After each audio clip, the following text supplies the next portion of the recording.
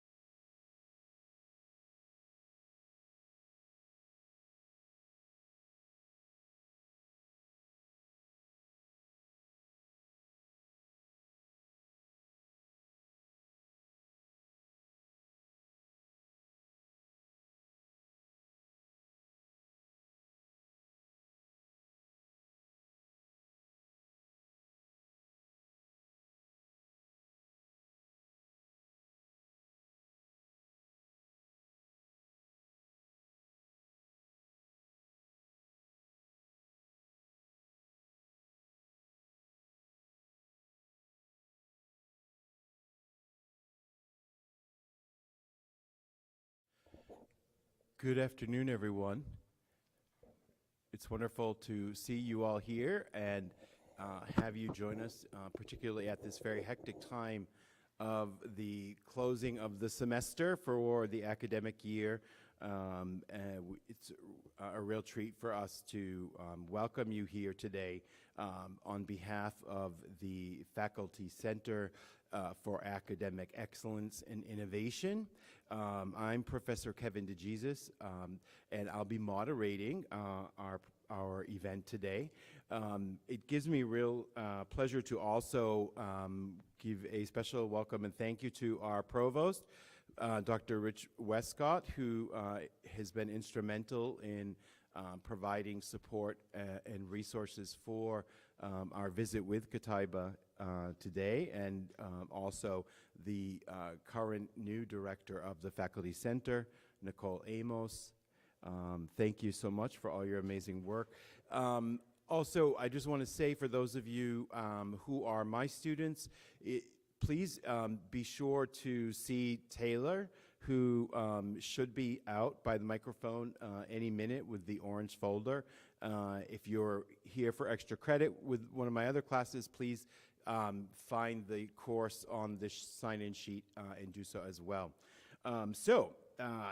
This event today really is I think very special given the past few years of the enormous difficulties that we all, as a society and as a global community, however unevenly, have experienced and lived through, this extraordinary pandemic.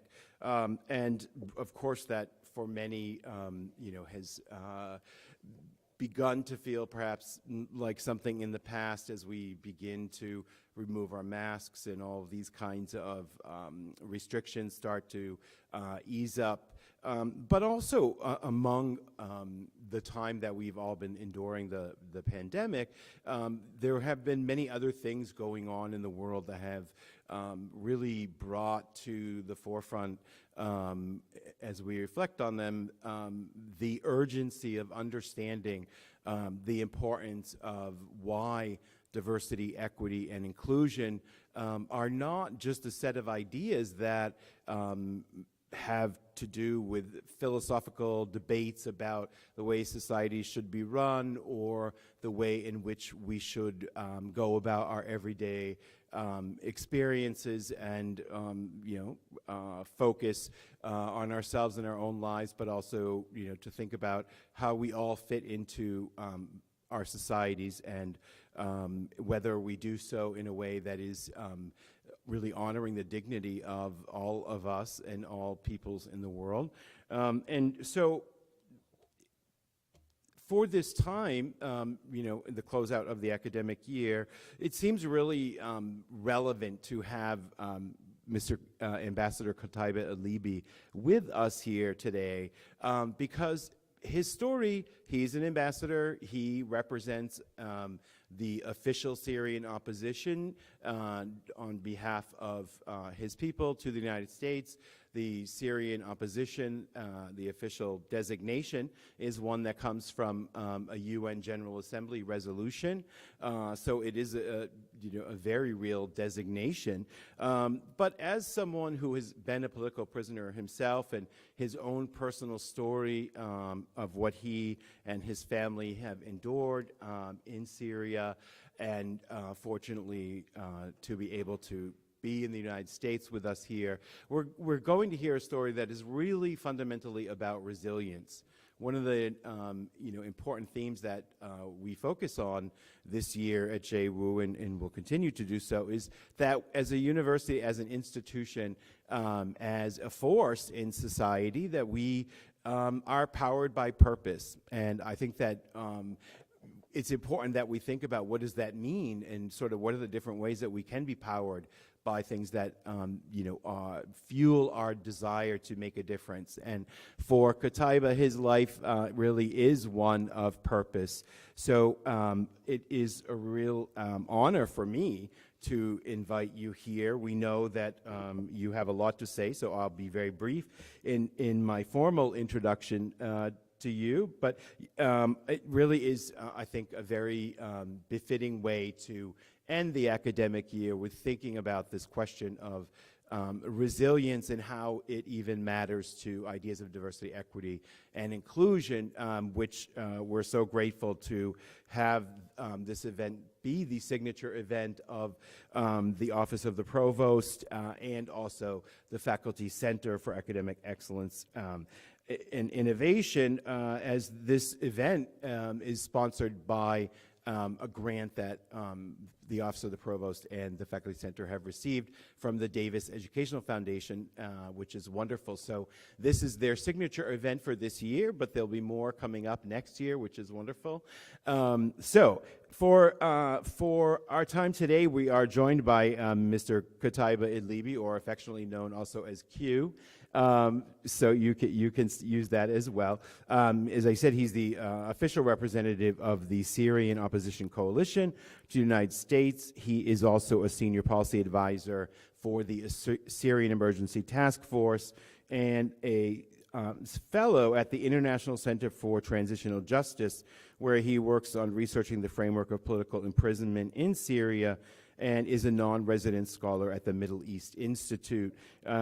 He has also served our own country by providing security atmospheric reports for the U.S. Joint Special Operations Command with Pector Polls and the United States Agency for International Development and the Office of Transitional Initiatives with Saris Associates.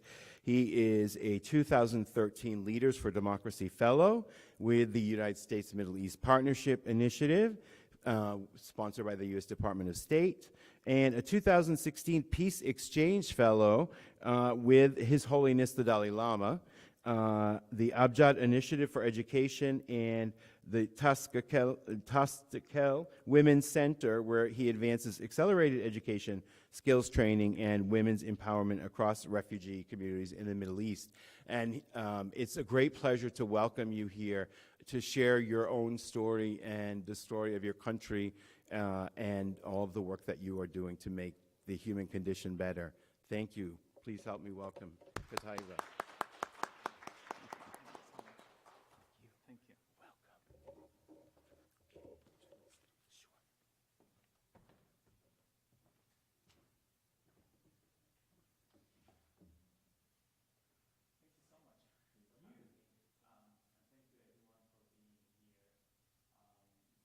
For university faculty and staff who made this possible. I'm very honored to be amongst you. Not only to be in this school, but also I think, the place we're in, carries a special place. I'm getting to learn Providence has been one of the places that was a refuge for those who were running away or escaping religious prosecution in Europe. So it's kind of like, carries a meaning for me, coming, I escaped Syria, running away from political prosecution, and found refuge in the U.S. So it's kind of like a resemblance of the story we've been carrying for 10 years so far. Yeah. Thank you so much for having me. Thank you so much. It's a real honor for us. So why don't you start by telling us a bit about this country, Syria, which there be a varying degree of knowledge about Syria, but we all know of it. And please, why don't you tell us a little bit more about your homeland? Sure. I mean, Syria is in the heart of the Middle East in a way. For us, I think, as Americans, it's more connected. If you bring up the names of Iraq, of Israel, it might, sound or ring better than probably Syria. Syria is actually in the middle of those. As you can see, it's to the west of Iraq and to the east of Israel, Palestine. As a population, before the war, Syria officially has 24 million people. Of course, the community is super diverse, ethnically, religiously. You have Arabs, Armenians, Assyrians, Persians, Turks, Albanians, Circassians, Jews also, like as in ethnically Jews, Ashkenazis and Sephardic. And also in terms of religions, other than the Abrahamic religions, there are 17 different religions and sects that are, officially recognized as part of the state. And it's not, I think it's also important to mention here, like wherever you go in Syria, it's not that, each community is living in a different place. Every city or every district you go to, you will find, people from different cultures and different religions, all of them like living together. And in a sense, I'll show in a little bit here also the neighborhood where I came from, which kind of like resembles a lot of that. But before I go to that, actually, as we talk about Syria the way it was before the war, it's also important to talk about the Syria we have today, which is in reality 4 different Syrias. As a result of the war, we have different areas of influence inside the country, depending on the foreign power or country that has its own army or provide its own support in those areas. So we have the Assad regime-controlled areas in red here, supported or protected by Iran and Russia. We have the yellow areas controlled by the YPG Kurdish militias, supported by the United States. We have the green areas controlled by the Syrian opposition, supported by Turkey in northwest and supported by the United States in southeast. And there are all those areas in orange where, Russia and the United States had an agreement where they share control of those areas. And I'm mentioning, of course, like this image because it's important to realize the reality that, people are living through. Today, Syria's population, the estimate is close to 30 million people. Half of those are displaced, whether inside the country or as refugees in Turkey, in regional countries, over 5 million of those people. We have, over the 9 years of war, or over the 11 years of war so far, over 500,000 people were killed. At least in areas of the displaced population, there are 3 million children who have not been to school in the last 8 years. And of course, the numbers add up when we think about the result of the 11 years of war. And as of course, it's probably hard to kind of imagine what those numbers really mean. And that's why I'm also very thankful to be here to try to put some maybe pictures and some names on those like millions of people and their experiences and what they've been through. Mm-hmm. And it's so important because we live in an era of sound bites, as you know, and also an era of information overload, as well as many people experience vicarious traumatization from the media. So, I think that it's important that we, gently understand the human condition from a number of ways, and sharing our human stories really makes such a difference for us, I think. Absolutely. Okay, so Syria before and after. Why don't you tell us a little bit, Qutaiba, about your own personal experiences? Sure. So I actually grew up, I was born in Saudi Arabia. My dad was working there as a financial manager. But I grew most of my life in Syria, in actually this neighborhood, which is in the heart of Damascus, the capital. It's called Al-Muhajirin, which literally means immigrants or refugees. This neighborhood was actually built in the 1800s for refugees who were coming, escaping prosecution in Central Asia and Eastern Europe. So it had different, groups of, different ethnicities, religions. I grew up in that neighborhood. Originally, my family comes from one of the largest Kurdish tribes in the region, the Barazi tribe. We left Kermanshah in northwest Iran in 1804 and made it to Syria, central Syria in 1805. And then my grandfather traveled to Damascus in early 1900s. And Muhajirin, I'm mentioning specifically my neighborhood because it also kind of like resembles, and it applies to any neighborhood or most neighborhoods in Damascus and Syria. It resembles like this culture, of integration of diversity, where you have, you walk in one street, you see, in Eid you see like people celebrating Eid, in Christmas people are celebrating Christmas. It would be really hard to know like, who's who and, who's following what religion, who's coming from where, but you can tell like you have people of different origins and backgrounds.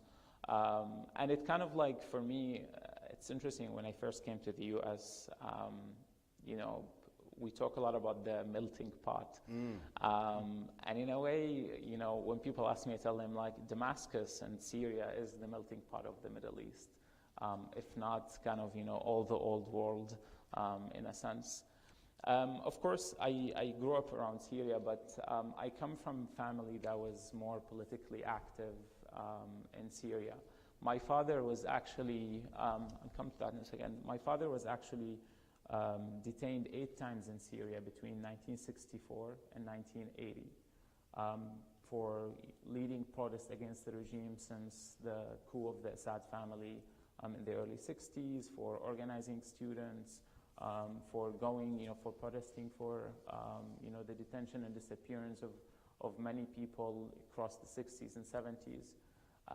And actually when, his family sent him to Saudi because he was a troublemaker in Syria in a sense. Dissent. Yes.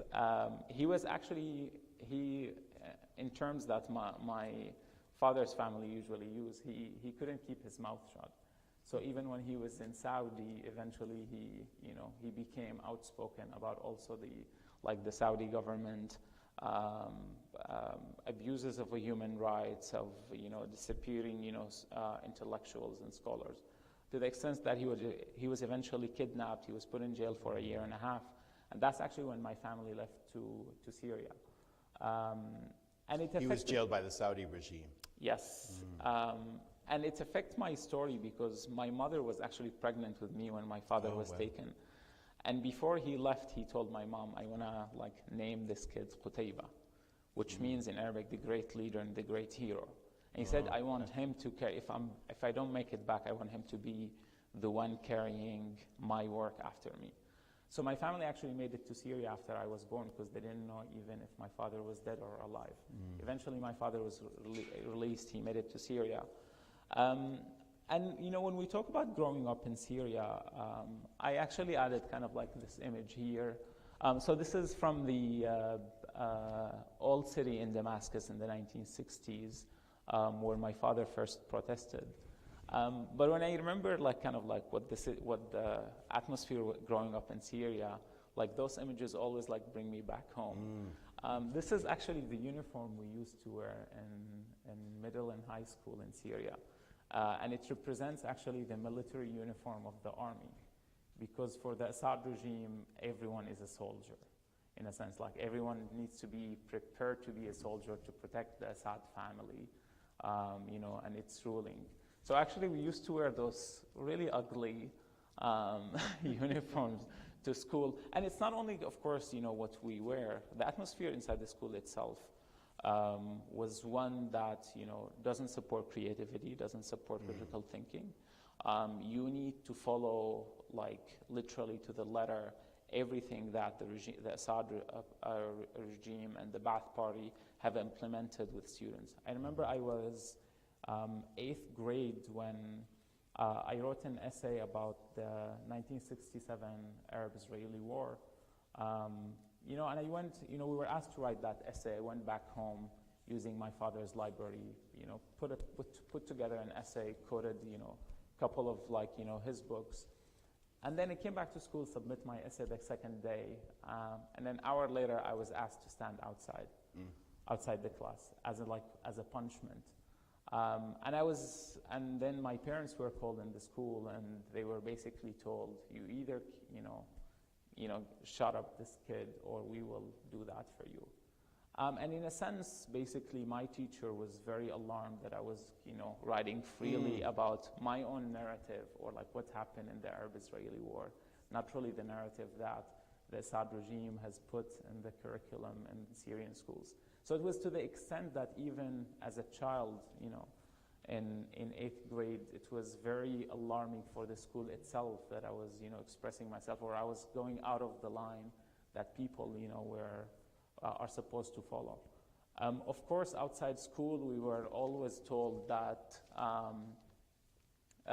that walls has ears, in a sense that, you should always expect that someone would listening in. And personally, actually, I've lived this to a more personal level. I told you a little bit about my father, what happened in his activism and how he was detained. And actually, in his life, I never knew who he was. My father retired like early in life when he came back to Syria. And for me, he was just a researcher, a writer. He has like a publishing house. But I never knew. I thought like this is the only thing he did in his life. And I thought it might be a little bit boring. Like I can see how he's active, people coming over, they're having conversation. I was like, it's interesting. It's a very quiet type of life. But when he passed away when I was 15 years old, one of his friends, so after the funeral was over, hundreds of people showed up. And then at the service after the funeral, one of his friends stood up and he said, and he pointed at me and my siblings, and he said, those children deserve to know who their father was. So he took the podium and he said, I knew Yusuf Idlbi, my father, his name is Yusuf. I knew him, at that specific time, he was leading that demonstration. I met him at that time in jail, and I remember he was tortured, to not tell the names of others who were with him. I knew him at that time, and he kept going, and then he left, and people, would just come up and speak about him. And usually, the funeral service, like the night service, is, a couple of hours, 5 to 8 p.m. People were staying until 2 and 3 in the morning, just coming up and telling stories about him. And the 5 of us, me and my siblings, were sitting, we're like, who are they talking about? And in a sense, my father, again, he was detained 8 times, he was doing all of that work. But in a sense, we realized that he was even too worried to tell his own children about his history, so we would not say the wrong thing in front of the wrong people, and then get the whole family in trouble. That's the extent of, monitoring and oppression of any idea, or, even the idea of, freedom of speech. Militarized authoritarianism. 100%, 100%. About.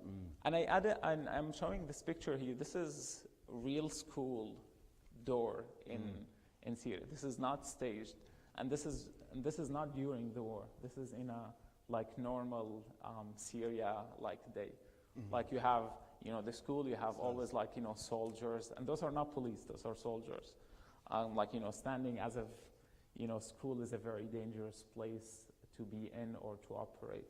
The imposition of threat every day, right? Yeah. And the idea that you are being surveyed, you are being patrolled, and the idea of even freedom of thought, which is so fascinating to consider, and is thanks to our provost who actually came up with this theme of focusing on the notion of freedom of thought and how is it central to to ideas of equity, diversity, and inclusion. Yeah. And I think And that it's, I mean, and I think it's a very valuable value or treat to have that. Actually, many people don't realize. I mean, I think it's a great blessing, and that's what I realize. It's a great blessing to be in this country and to live here. I traveled around the region in the Middle East after I left Syria for a year and a half, and every place I went into, I felt kind of it's like being in prison. The presence like of I'm always the presence of the intelligence, the security services, being always monitored. I have to always watch my back. And living here, I realized kind of like, I live in Washington, D.C. I lived there since I got here. And I work on Syria. And of course, working on advocating for Syria has, a lot of its challenges in D.C., people supporting, people not, people, not having the will to do the right thing in Syria. And having the ability as a Syrian who doesn't even have a citizenship, who, in a sense, like, compared to the system in the Middle East, or like in many of the, unfortunately, of the Middle East countries, it's like if you say a word, they can kick you out of the country. I never thought that I would be kicked out of the country for criticizing, an official and administration. I met very briefly, not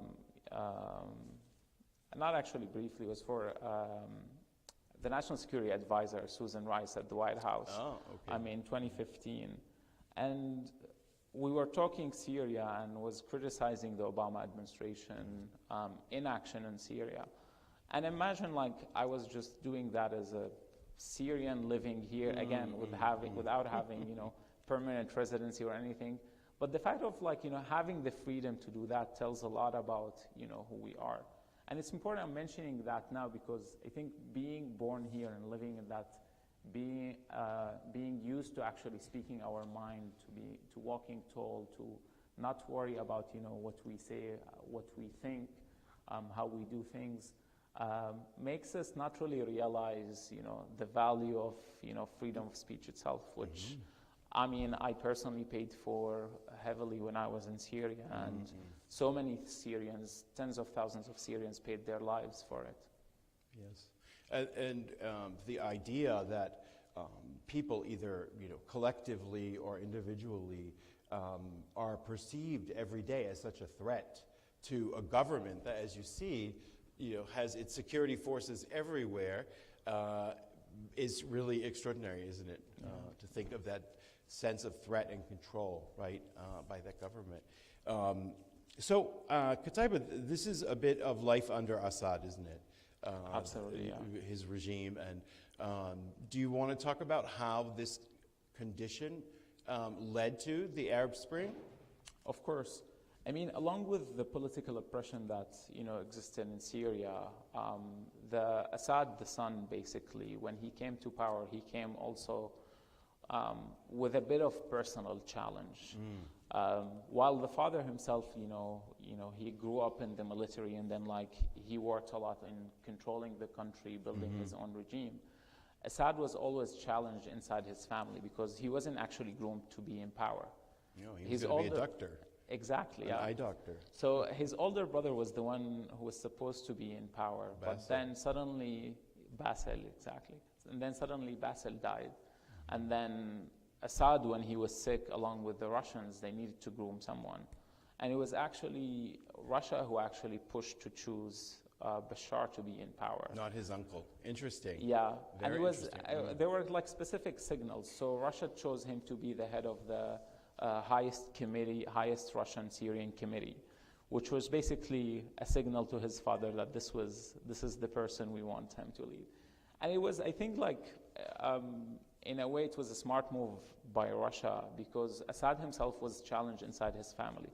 He was looked at as he was bullied in school. He was looked at as the weak, shy child. So when he came to power, he had a lot to prove to everyone else who kind of dismissed him.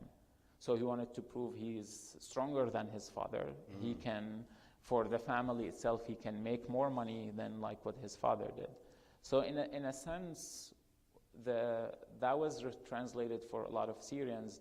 When Assad came to power, like a lot of civil society groups, opposition groups thought maybe this is, a chance to bring what a lot of people called at the time Damascus Spring. Yes, reform. Exactly, a sense of reform. Like this is the new leader who was educated in London, who his wife also. It was his wife as a financier who grew up in London and lived there all of her life. In fact, Vogue magazine did an article about her, hailing her as the Desert Rose and all these Orientalist stereotypes. But they were. So when he felt that sense of little bit of opposition, he cracked it even stronger than his father did. I remember my father actually led a demonstration or led a campaign in one of the Damascus suburbs to clean the streets. It was one of the ignored suburbs of Damascus. And then when that happened, basically the regime itself got really crazy. They went around, they arrested 40 people who were involved in the whole operation of just cleaning the street. And they actually sentenced them for 5 years in jail.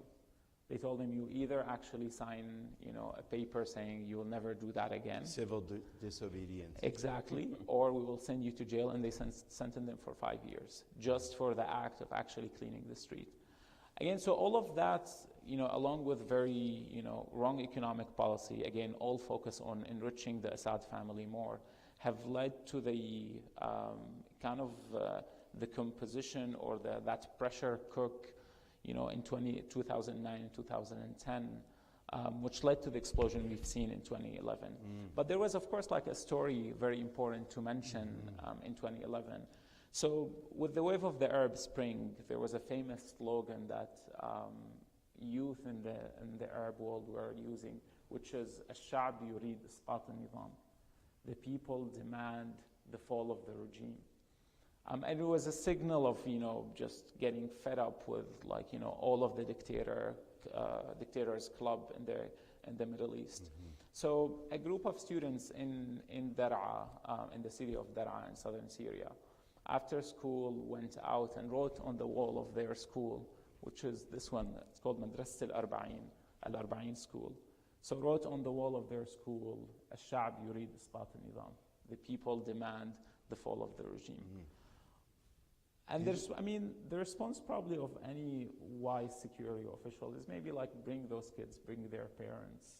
They were middle schoolers, right? Here they were middle schoolers. 13, 14? Yes. Yeah. 12 to 14 years old. Even on Syria standards, under a militarized, military regime and a militarized society, maybe you rough up the kids a little bit and then send them home. But what the security official, who was Assad's cousin, he went further. So he arrested all of those kids. They kept them for weeks. They tortured them. They even pulled some of they pulled some of the nails out for some of the children. And even for their parents who thought maybe leaving kids in jail for a week is okay, they were to discipline them so they wouldn't do this again. However, it was the standard. It was a very it was an awful bar, but this was kind of a standard in Syria that if the intelligence took your kid for a week, that is acceptable. But weeks passed and then the kids were not released. So the parents went to Assad's cousin, who was the security official in the area, and asked him to release the kids. And they said, we're all, come from big families, we're putting, our honor here, please do that. And he basically told them, go back to your wives and bring new kids. And if you're not able to do that, just bring your women or your wives here and I'll do it for you. And he basically kicked them out. Of course, we have a typical, and this is a very interesting part of the story, we have typical, view of the gender relations in those societies. But when those basically men went back home, their wives told them, if you're not men enough to bring us our kids back, you're not men enough to live in these houses. So you have 15 men who were leaders of the tribe who were left with no place to stay. So they went to the mosque to sleep in. That was the night of a Friday. And then on Friday, when it was the night for Friday prayers, where all the town basically gathers, everyone basically came to town and came to the mosque and saw those, families sleeping in the mosque and learned about the story. And that's when, the first protest came out. And then in a matter of weeks, masses all around Syria were just gathering in support of Dar'a and against the regime.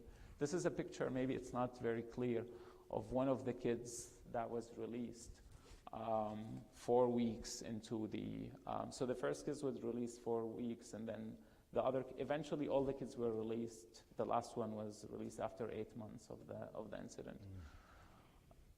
And this is in May 2011, where it was estimated that 6 million people, 6 million out of the 24 million Syrians were out in the streets in different cities. This is in Hama in central Syria, a city of 500,000 to 1 million people. So much for people in the Arab world not wanting democracy. Yes, indeed. That's extraordinary. Now, by this time, had Mubarak in Egypt and Ben Ali in Tunisia, had they been ousted already? They were already ousted, by the beginning of 2011. And it was he was very fearful, Assad, that this was coming. It was interesting because when he was asked, I believe it was by BBC in an interview in early March 2011, he said he was asked, are you afraid that the Arab Spring will eventually get to Syria? He said, no, Syria is different, and Syrians are not ready for democracy. And in a way, in a matter of months, all Syrians prove him to be wrong. Extraordinary. So, really what that boy lived through, and the others that were jailed and tortured and led to this massive uprising. As you said, it was not only the problems with economic liberalization and unemployment and these issues of poverty and economics, but it was this system of serious oppression and detention, torture, surveillance, that is what people really ultimately were throwing off. Yeah. In a sense, I think, and again, compared to other Arab countries, the main problem for Syrians yet was not the economics, but that sense that they are not human beings. The Assad family dealt with Syria as their own, not only family business, but their own farm. And dealt with Syrians as just some sort of farm animals that are just living off what Assad is providing them. And we can see that in the daily treatment of what Syrians have to go through, and going through government papers, their interactions with security officials or anyone who's part of the Assad family or his tribe. But because if I could just interject, during the protests in Dar'a, he brought out the tanks. He started firing on his own people, which is why things also escalated to this degree. So the protest started in March 15th in Dar'a, March 18th in Dar'a. By the third week of April, tanks were already in the street. Not only in Dar'a, in around the cities, in Damascus, the capital, in Aleppo, and in many places. Extraordinary. So this system was not something new to the people of Syria. And added to that, I think, is what the history that many Syrians lived, the history of oppression and jail and torture. I personally was detained I was leading demonstrations at the beginning of 2011, and I was detained very early on in late April 2011. And there was one kind of distinguished character that I remember about the whole experience, which is, whatever I'll tell you here, I got the, in a way, the least violent experience that Syrians have been through, because the regime was still trying at the time to say, we want to do some reforms, we don't want to anger everyone. So I was taken on the night of Wednesday, I think April 27th. I was taken into one of the intelligence branches, the Air Force intelligence branch. I went through at the beginning, it was 7 or 8 at night. I went through something called the reception party, which is not really, not really just, like random beating. So what happened is there is a process, there is a system of torture that, the whole state is built on. So when you come in, it's not like, here, this person is an activist or in a position, let's just beat them up. No, actually I went through a doctor first who examined me and then decided, start with level 3. And I was 21 years old, and as a kid, I didn't really understand. It's like, what do you mean start by level 3? And it turns out what he was ordering is, to start from a certain level of torture, because he felt like, okay, I have a little bit of muscle mass, so I can handle level 1 and 2 of torture. So what he was actually saying, don't waste your time with level 1 or 2 with the regular beating. Start with, level 3, because that's what would be effective on this person. And in a sense, imagine that you have a state not only have, like the huge tools of, torture, but also, which, we'll show in the exhibit later, but also has like certain classification on how effective are those tools. Of course, the world learned later, when Alois Brunner, the former Nazi officer who made it to Syria and became government official, we can connect that, this Nazi officer who was one of the founders of the SS battalion actually helped the Syrian regime build that security system. But it is still operating until today in Syria. So for 5 hours, I was interrogated and tortured, not for the sake of getting information, but just for the sake of breaking me down. So when the real interrogator, the officer who should interrogate me, comes in, I would have no energy to resist or, give any false answers on, why I'm doing this, who am I interacting with, and so on. And in terms of, I included some of this may be a little difficult, so if you find that hard to look at, please look away. Feel comfortable to be able to do that. And these are, again, these are just the illustrations, not the real pictures. But I included some of the things, again, this was very early on that, I went through just in this process of figuring out why I was. And the reason I was arrested, I was just crossing on a checkpoint between one of the poor suburbs of Damascus and Damascus itself. And the whole reason I was arrested was like, what is this boy from Damascus doing in that suburbs? So the fact that I was just present there at that time. No freedom of movement, really. Was right. just, it was just any reason to arrest people. And again, the government at that time didn't know anything about me organizing protests. Or Did they know your family name, do you think? Do you think that was, or no, or it was merely? That was not, because it needs, you need to do the search. And at the time, the intelligence didn't really have a good IT system, to look through names. But for them, I was only suspicious because, I was coming from a big family, and then I'm so the fact that I'm out of my territory, out of the green zone of Damascus was just suspicious. And I went through the process basically of going through Falqa, of going through what's so-called, this is the flying carpet, basically having 2 pieces of wood held to my back and to the back of my legs and then close together. And, 7 men using, whips and sticks and everything to beat me wherever they can. To the extent that, and then I was put in a similar truck tire like this, and it was rolled, in the hallway. And then those 7 men were standing on the sides, just also continuing to beating. And again, without asking any single serious question. I was asked if I have Facebook or not. I was asked how many Facebook friends I have. I was asked where do I go to school, and probably that was it. And to the extent, so I went through all of that process for 5 hours. At the end, basically one of those officers, and again, when we talk about torture, it's not just, again, using whatever is available. So he pulled something they have, which is kind of it's one of the tools, people usually use to pull out nails from the wall. So they developed actually something similar, where they made it similar to a metal toothbrush, where they press on someone's fingers for the nail to come out itself. Because and he started explaining to me how, this would be more painful. He started explaining to me how this works, as in like a way of threatening me.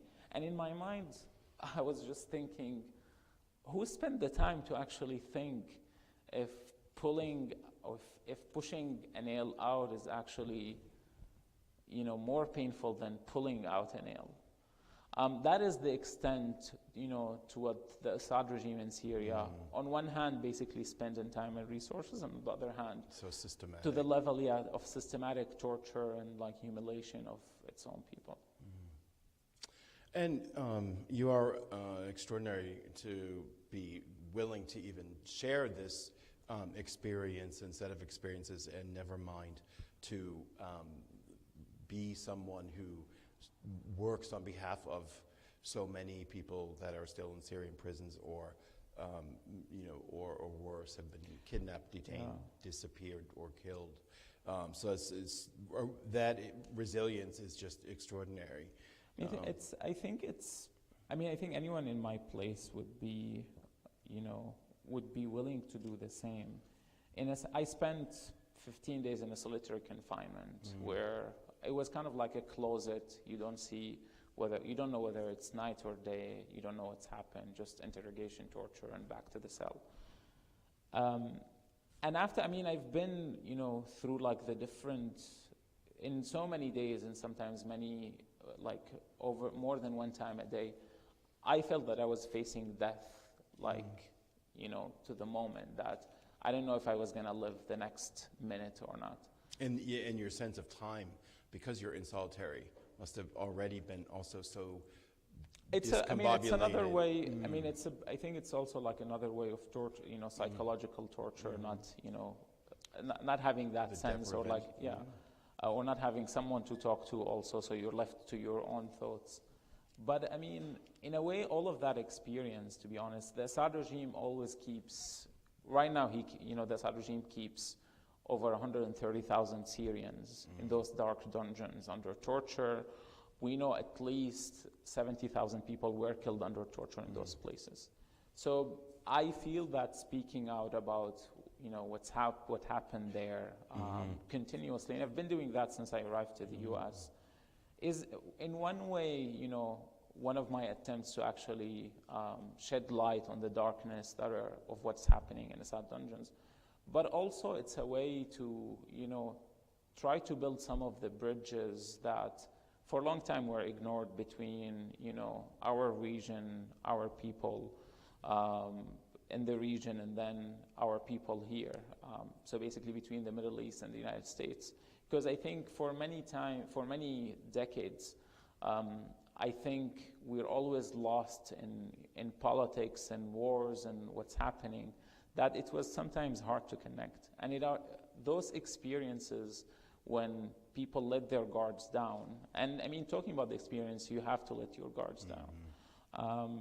It helps in building bridges and explaining, where Syrians come from and what they do. And I try to do the same with, Syrians themselves, not talking about my, torture experience, talking about the opposite experience of, me being in the United States, living here, and the political work that I do. Extraordinary. And you also, in fact, we have a photo of you where you are testifying in the rotunda at the U.S. Capitol building at the release of these Caesar images. There you are. Why don't you tell us, I don't know if we can have a time check, how we're doing. I can't really see that clock up there. It's 1:17. Okay, thank you. 10 moments. Yes, wonderful. So, why don't you tell us about this Caesar exhibit, why the U.S. House and Senate were so interested in seeing this exhibit and hearing your testimony? Yeah. So this is Caesar in the blue Patagonia coat. What happened is, so Caesar was a photographer who was hired, forensic photographer who was part of the army. In late 2011, basically, the regime shifted him to work on documenting the cases of detainees who were killed under torture. So, again, like when we're talking about the system, I want to always come back to the point that this is a system. It's not just something random. So the regime does not only, arrest people in a systematic way, torture people in a systematic way, kill them in a systematic way, but also document that. So Caesar was basically assigned to take photos of the dead bodies, and we see here. Some of these are really difficult images. Yeah. So this is basically a sample of what the file for like a detainee is. So they write down that, we received this body coming from this branch, the number, if you see like on each card, there is like for example, this one has 3003 number on top, which is the number of the detainee file. And then the number at the bottom, which is 215, is the number of the intelligence branch or security branch where the body came from. So Caesar was the photographer who was assigned to do that. Of course, early on when he was assigned to do that, he just wanted to escape the country and leave. And he reached out to one member, one of the founders of the Syrian coalition, the opposition coalition they represent, and he basically asked him, for help to actually get out of the country. And instead of helping him, what the coalition tried to do with him, asked him, is if he is willing to do something more important, more beneficial, is to actually stay and help leak those photographs that he was taking to show evidence that this is what the Syrian regime is doing. And basically for a year or so, Caesar just stayed there and taking photos, to great risk. And absolutely just to document what the Syrian regime was doing. Eventually, of course, he was secured out of Syria with his family, with a huge number of his family, around 40 people, and they made it. One of the European countries offered him and his family basically a refuge there. But his work, so this is a photo of him when he was testifying in Congress as well. And it was around the same time. So this was 2015 or 2014 when the photo, 2014 or 2015, forgot what was the time. But when the photos basically, started coming out. 2015. And I actually read a letter by him because he it was still hard for him to come to the United States. So I read a letter by him basically to members of Congress and the Senate, and this is when he came and testified. And the importance of all of those pictures, so Caesar came out eventually with over 50,000 pictures, picturing 11,000 victims. And this is only in Damascus city. So imagine in the span of almost a year and a couple of months, there were 11,000 people who were killed under torture only in one city, which is the capital, Damascus. And that was recorded? Yes. And those are the ones that are recorded. Let's say the regime records everything. Multiply that by how many cities and intelligence branches are there out of Damascus over all of the years that came after. And also the great thing about the evidence that Caesar brought is not only it showed that this was happening, but also those files, because of the level of bureaucracy of the Assad regime, it shows that from the intelligence branch all the way to the president level, that the president knew about all of this. So in all of the orders that were coming out and all of those files, the president was signing off on each one of them. So he knew about every single detail that was happening. He'd seen those pictures himself. So he can't, in a legal case, hopefully in the future, when there's an accountability process, hopefully a tribunal for Syria. These crimes against humanity. Exactly. So there is no way for many of those officials to deny that they have not been involved or there is no evidence. The evidence we have right now, in Syria in terms of detention and torture is something that we haven't seen since World War II, from the evidence we have against the Nazis. So it's That's even, remarkable. With other tribunal, if there is, then if, a process in the future, there is no way that the Assad regime and, his surrogates would be able to escape justice. Well, we hope that day will come. Yeah. Just extraordinary to hear all of the level of detail, that you're able to help us understand, which I think adds so much to understanding the scope of all of this in the country and the degree to which this is a human reality for the people of Syria every day. So as we're sitting here in lovely Providence at Johnson Wales University, we're hearing all of this and so grateful that you are with us, both literally and to be here to help us understand why human rights matter so much, including equity, diversity, and inclusion, of course. So what is the significance of all of this, which seems like an obvious question, but as we talked earlier, what does all this mean ultimately? What do we need to sort of connect this up to in broader terms? Sure. I mean, I think one of the main things, and this is a personal experience I learned in prison. Again, like facing, death multiple times. I came to realize that, the life we live is only meaningful when it has like a certain purpose. For me, facing death, gives you really a sense of how short life is. Because in a moment you think like, and this is the main thing I was thinking about in prisons, like, what about my plans to go to college? Would I be able to see my grandmother? If I ever leave, what will happen to my mom and my brothers? Am I gonna live? Every sense of like normal life is just disturbed, and you realize that maybe I'll die in a minute, maybe I'll die in an hour, maybe I'll die next day. It made me realize, in a sense, after I was released, that in a way life is like a business trip. You have a certain mission, like me coming here, you have a certain mission, like you work hard, you try to to achieve what you come for, maybe have some fun on the side, but the main goal is to actually achieve that mission and come with something meaningful.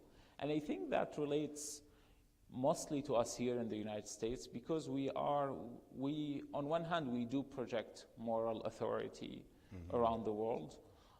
We do project moral compass for a lot of people. When Syrians went out to the street in 2011, and before them Egyptians, Tunisians, Libyans, and other communities in the Middle East, they came out with an eye, to Europe, but mostly to the United States. They came, to the streets with, I personally came to the streets with the words of President Obama in his Cairo University speech of 2010. I came to the streets with those words in my mind. And I know so many Syrians actually, they were willing to, a lot of people in the region, they were willing to forget, all the, memories they have about, the relationship with the US, about the Iraq war, about the support of Mubarak and like this, the Saudi upholding family, the dictators, about the, Israel-Palestine conflict. They were willing to forget all of that and look for that moral compass. And in a sense, that's, put some, at least a mission for us or a duty on us to actually make sure that we're fulfilling that moral compass. Because without it, we will continue to see what's happening in Syria. Not what happened, again, what's happening until today. The photos of Caesar that we're going to show later, on the torture and forced disappearance, it's not in the past. It is still happening. There are over 130,000 people who are still detained, who still go through the same processes that I've mentioned of torture and detention. Imagine what their families are going through. The half of the Syrian people, the 15 million people who are displaced, they are still displaced. The millions of children that are out of school, they are still out of school. All of that is still happening. Yeah, and not only in Syria, I mean, we see it today in Ukraine. And we do see it in Ukraine today because we let Syria slip. If Russia did not, feel that there was a green light, for it to, one, invade Crimea in 2014, go to Syria in 2015, allow the usage of, torture and killing, allow the usage of chemical weapons, of all type of, conventional and non-conventional weapons, and killing hundreds of thousands of people, displacing millions. If they didn't feel that that was okay in Syria, they wouldn't have done it in Ukraine. And that is what they have so far done in Ukraine, they are doing now, and they will continue to do, because they don't feel that the world in general and the United States in specific is leading that moral authority and is willing to implement and enforce that moral authority. And that doesn't mean necessarily, when people usually talk about that, of course, minds always go back, to, putting troops on the ground. We're still living in a post-Iraq war era. Post-Vietnam era, yeah. Yeah, I mean, I haven't lived, through. I'm really? sure. Yeah, I mean, and for people, I think our age, it is Iraq and what happened in Iraq and Afghanistan. Absolutely. But we have to realize that, for us as the United States is one of, if not the greatest country in the world, there are ways in between both extremes. There are so many ways, where we can be a moral authority and, leader for the free world between, not doing anything like kind of what we were doing in Syria over the last few years and kind of like going all the way in, like we did in Iraq. There are so many things to do there. And it takes mostly courage and political leadership from the political leadership that we have, but also it takes the support from us and kind of like try to build, the trust back with our political leadership. I understand, in a way, at some point we gave maybe extra trust to political leadership here, and then the Iraq and Afghanistan war happened. But it's time, for us to kind of like guide our political leadership through the process. And make them realize that the United States has actually tools that can implement, and we would be, as constituents, we would be okay with it. I remember, when President Obama, in a private setting, once asked about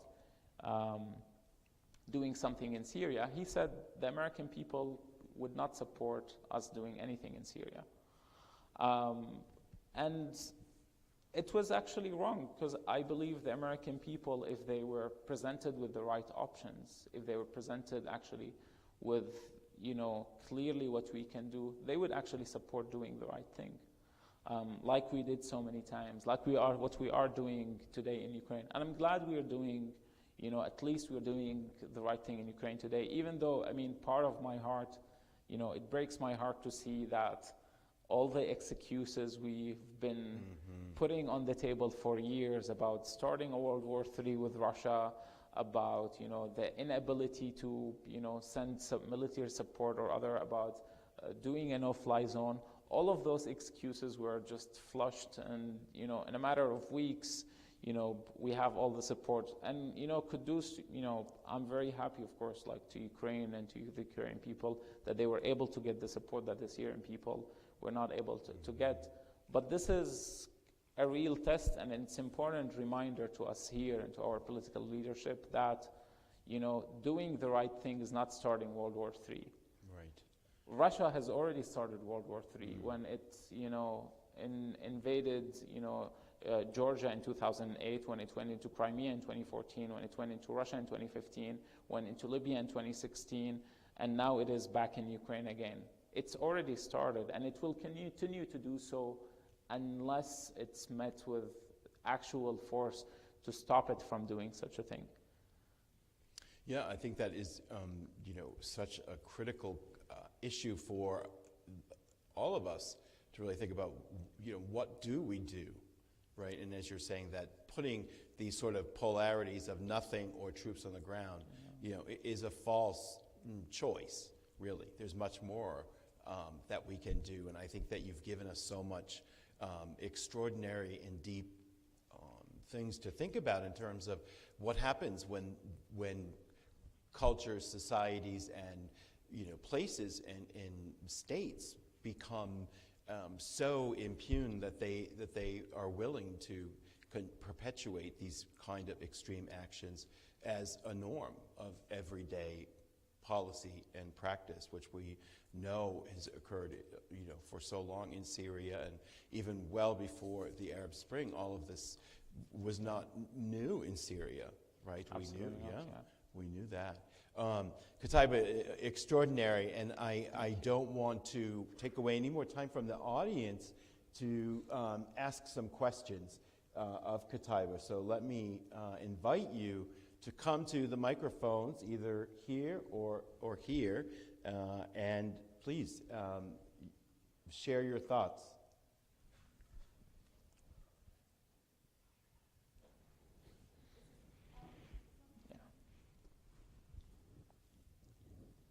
Professor Carla White, hello.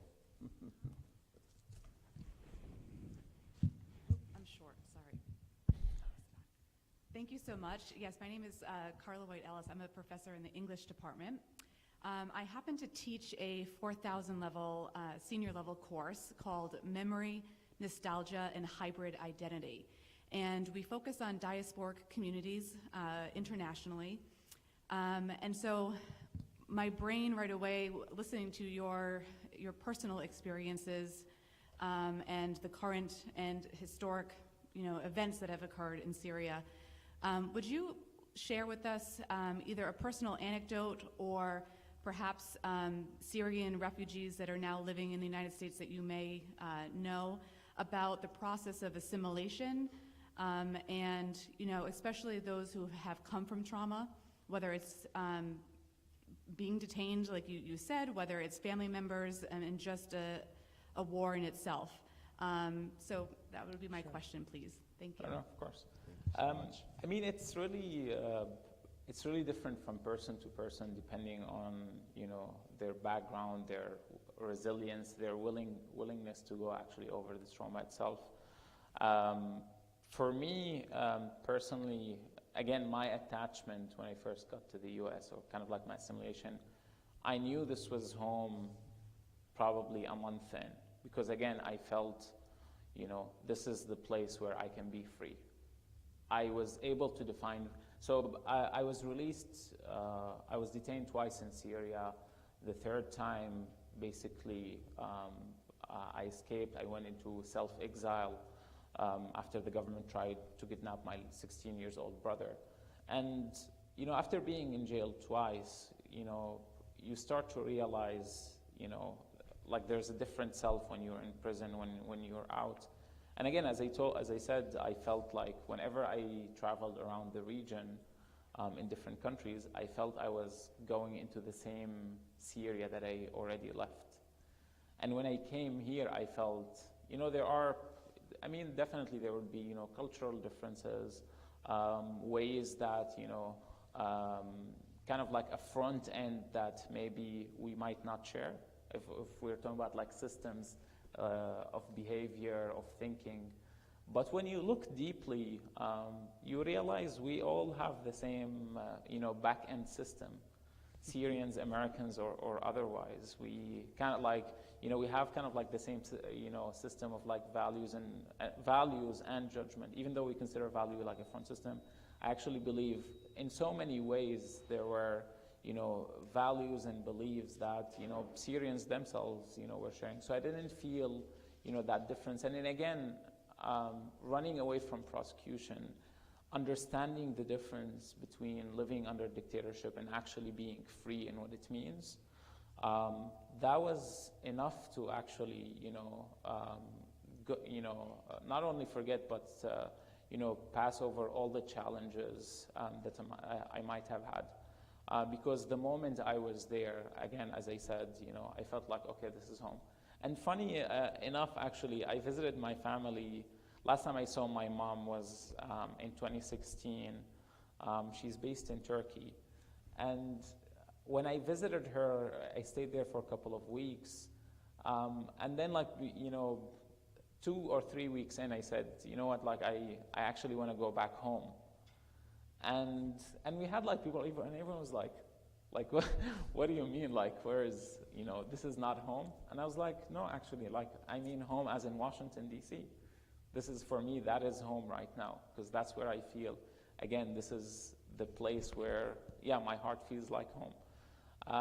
And even so, again, that was my experience in, assimilating and being there. And for many, I've seen it. I worked with Syrian refugees who've been resettled here.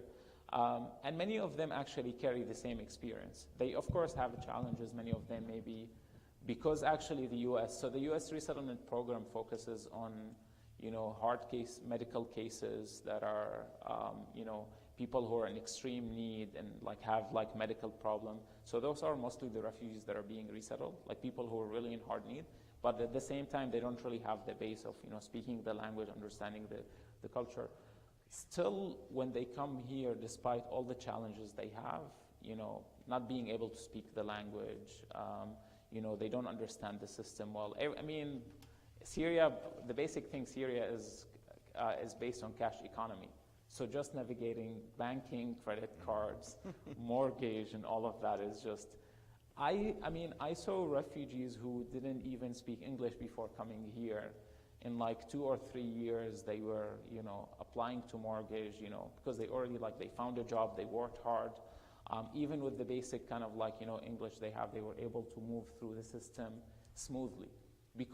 And for many of the families that I came and asked, the word that they said or they used is respect. They felt respected. And this is very important because it speaks to the core of what the Syrian people came out for in 2011, which is dignity. They felt their dignity was stolen. And for many who came here, and I can also speak about myself again, I felt that I got my dignity back. And that's kind of helps, as soon as you feel like you're back as a human, as soon as you believe this is home, everything else is just piece of cake. Amazing. Professor Abram, then we'll go to you, Jillian, and then Camden. Please go ahead. Okay. If I may be a little provocative, not antagonistic, just a little provocative, but I remember very vividly in December 2010 when Mohamed Bouazizi set himself on fire in Tunisia, and it started the Arab Spring, right? And then we saw Tunisia implement a democratic system, and we saw Egypt do it, and within 10 years, we're back to repressive governments. These are systems that are voted in by democratic voting. So what is the answer? Because it can't just be for America to be the moral leader. What has to happen within the countries themselves that is going to make the difference? Yeah. I mean, it's a very important, fascinating question. Looking first at the problem and then the solution.